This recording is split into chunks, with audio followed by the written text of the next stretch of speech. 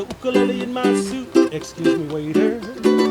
But there's a ukulele in my suit, I do declare. It's breakfast with Bob.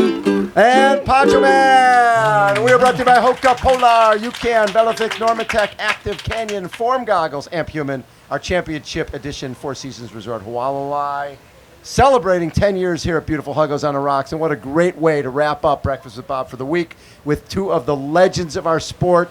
We have Thomas Hellriegel, 1997 Ironman World Champion, and two-time Ironman World Champion, Mr. Luke van Lierde. How you guys? Fine, thank you. Oh, good. Now, when did you guys first meet? When did you start racing against each other? Do you remember? It was early 90s, huh? Yeah, I think it was in Lommel. Lommel. It was in 92. Okay. And before I was junior, so Luke was there already, but I raced the junior races still. And I think Lommel was maybe the first bigger race. Big race, yes. Yeah. Early World Championships was a year later, I think. I was in. Did you race Cancun. Muskoka in Canada, 92? No, I wasn't there. It was Cancun and Orlando. Orlando. It was 1990. Orlando. 1990. Yeah. So, first time you came over to Ironman, 1995, Yes. right? And you obviously were not intimidated by the place. You were way off the front, 12, 13 minutes off the front.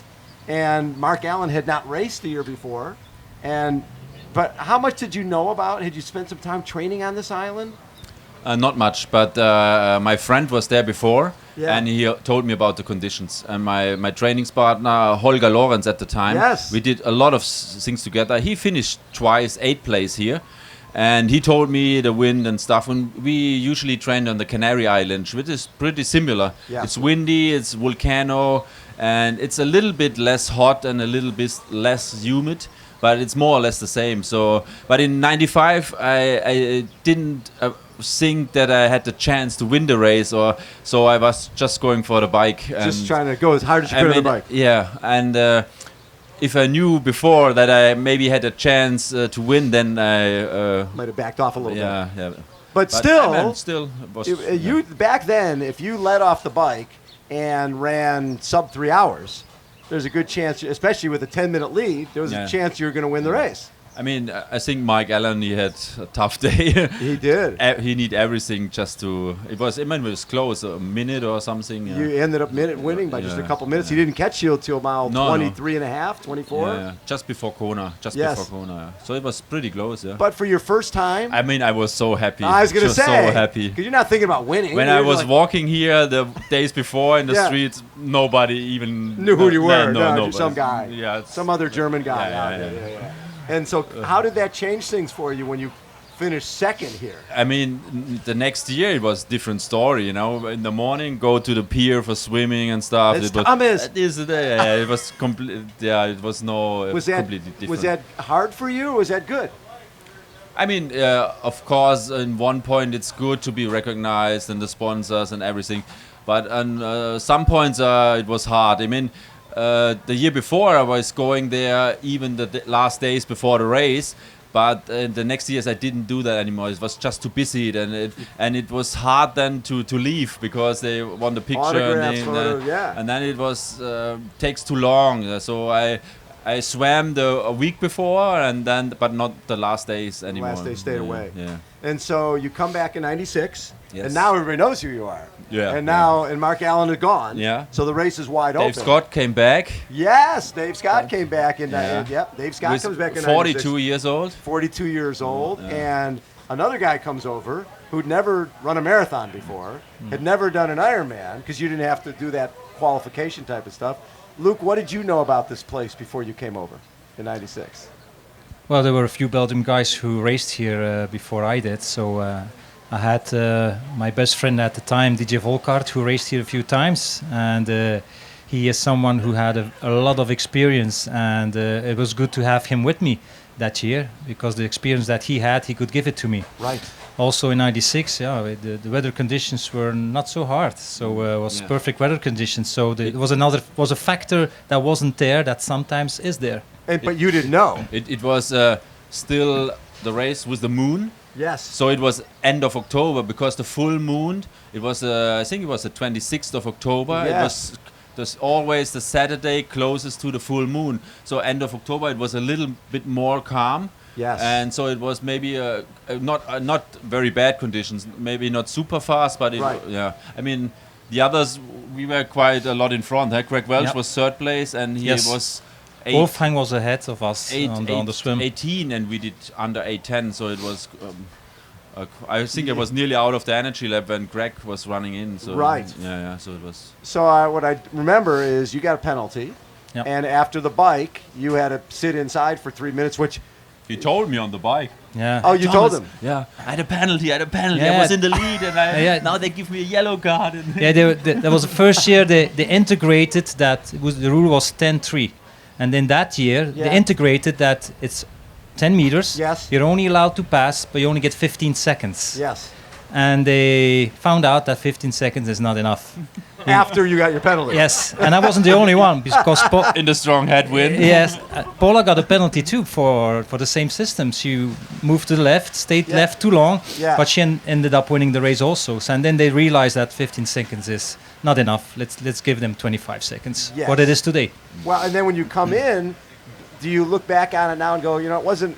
Nobody wants to get a penalty. Nobody wants to sit for 3 minutes. No. But sitting for 3 minutes and maybe relaxing a little bit and getting your stuff together, was that a positive or negative? Oh, at the time it wasn't a positive thing. I'm pretty You're upset. angry. Yes, I Yeah. was very upset and pretty angry and. But because- maybe that makes you faster. yeah. See, Thomas, don't you think he got a benefit from that? Yeah, I think so. Thomas and I think we take 3 minutes off now. But I lost time from the Hilton all the way first to the pit. Yes. Well, this morning I had a really nice run. I went to the pit and back just to have the experience from the past, and it's still as hard, maybe harder today. People underestimate how hard it was to come out of, to go down into that pit and come out of there. And then also down the alley drive. Yes. Because your legs are so tired from biking, and then 10% down. Yes. It's not nice. And then you have just 2 or 3K, Right. And we're really tired already. Well, you're tired getting off the bike, and then you got a lot of climbing right Yeah. away. Out of transition. Yes, Right straight up. up, Yeah. and then into the pit and Yeah. all that stuff. So, coming out 3 minutes back, did you feel like, okay, I got to take my time. I don't want to try to catch Thomas too quickly? Because Well, I don't started know, off easy, Yeah. and I lost some time on Thomas on the Yes. first 12K all the way up from the Hilton all the way up to here Yes. and Kona. But once I got on the top from Palani, I moved to the left. I started to get into my rhythm, Right. and I was getting closer and closer and closer. And and I caught Thomas. I think was the same place that Mark caught you the year before. It was about the same How place. about the 23 miles or so? Yeah. So that little bad memory, you Yeah. drive by there not very happy about No, that spot. no, no. Because you would have had 2 wins already. So it's one thing, you get off the bike and you run, I think you ran like 256, 258 in the year with Mark, and you ran 246. Yes. You ran I 246. felt very good and very strong. And in the beginning, what he said, the gap was about the same. Yes. I was losing time actually. Or, Yeah. or even a little bit. I think they told me a few times when I'm running in Kona, it was about 4 minutes. So Yeah, and it was I felt 4:12, I felt think. Yeah. really strong. I mean, Yeah. I did the 350 Ks. Yes. I felt really good. But then after the energy lab, I knew it's gonna be tricky. At So the end. you're running out of the energy lab, and it's always bad when you're running out because people coming the He other way are looked- going down. He looked fit in the energy lab. I mean, then you see the guy, and you cannot hide really. I mean, you are in full race mode, and then you see if he like this, but he was still. And didn't he Yeah. stop? Did he stop and go to the bathroom or something right there? Start whistling. Yeah. But the thing is, before coming here, when you look at the marathon races, you see that the fastest 10K is the last 10K. Yes. And I focused on that also, making sure I still have something left in the last 10K. And the Ironmans I did afterwards was the same principle that I try to do again. Right. It doesn't always work, of course, but the only way to have a fast last 10K is to make a slow first 10K. And so starting slower made me something left for the last 10K. And so then that last 10K, you finally catch Thomas, you win. And really, Thomas, when you look at, you got second and ran 258 off the bike. You take second, 246 wins this race back then. But Luke runs 241, breaks the course record, and wins the race. So you've done the race 2 years in a row. You had 2 phenomenal races. Did that fuel you for the next year to come back? Yeah, it affects me in different different ways. One thing is that I was biking in '97. I was biking less harder. I mean, I was together with Chris Lee, Ken Glar, and Jürgen Zeck. And Jürgen was attacking a few times, but I didn't want to go, No. because I thought from these guys I will be the fastest runner. So you knew with that group, I look around, I'm going to run better. I did the 246 the year before, and the fast runners like the Boom and Reed, they were already back. Right. So it was perfect tactic It's set for up me. well, yeah. And so I waited. Jürgen, I think he was attacking another time at the airport. And so he was like 1 minute. I knew it's a few miles left. Yeah. He will not have a big gap, and his best marathons was just about 3 hours. Yeah. So it was perfect for me. And then I had it was a very, very tough year, '97. Yes, very, very tough. windy. Yeah. And so I had a lot of energy left for the run. And I started also not too hard the first 10K. Ken Glar was running with me, and Chris Lee was running all alley drive with me. Yes. And so I did This is about way the to do it. same tactic. And then out on the highway, it was You got away. Yeah, and then it was like 6 minutes, at the end. So it was a perfect day for me. Perfect day. Looking at it now, the fact that you had those two experiences where you didn't win, but you had great races, did it make winning in '97 better? Did maybe. Did you appreciate it more? Yeah, I think so. I mean, in what I said in '95, I was really happy. I mean, here, I was 24 years old, was a kid, Yeah. And I was second behind Mike Allen, was fantastic, Shared a small room here with another guy I didn't even know, and things like this. You're rooming with some stranger. Yeah.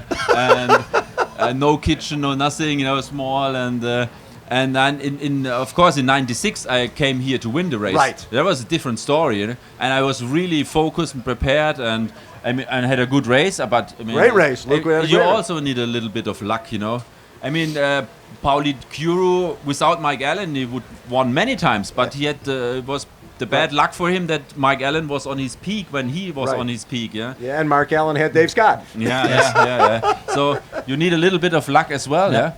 And '97, Luc wasn't even racing. No, I was injured and I got operated in August. So about 8 weeks before the race, I had to drop out. I had to drop out. Yeah. And then you come back in '99. Yeah.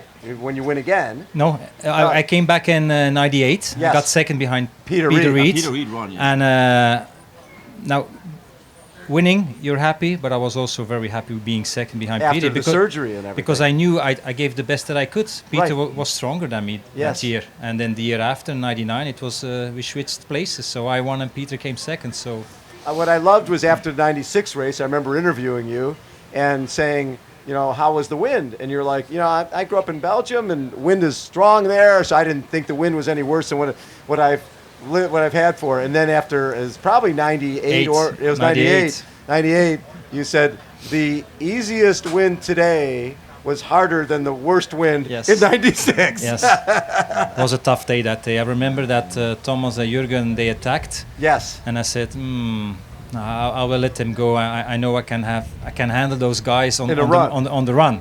Well, you're never sure, of course. But then I saw Peter going with them, and I said, I'm not going to take any risk. I'm not going to take it. He was very strong that year. Yeah, he was great. He was really, really good.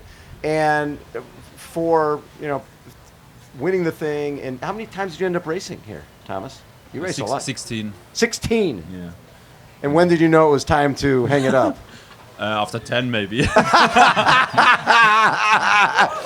But you had sponsorship. I was 8 times top 10 in a row. Yep. And out of this, 4 times podium. I was third in 2001. Yes. So in Tim's year, yeah. But I didn't have anything else to do in October, so I keep going. Right. And nothing else on the schedule. Maybe it was not that good idea. I had also a few. Then I was 11th one and 14.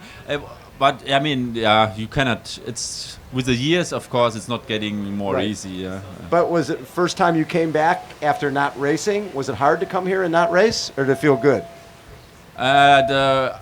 for watching, you think? Yeah.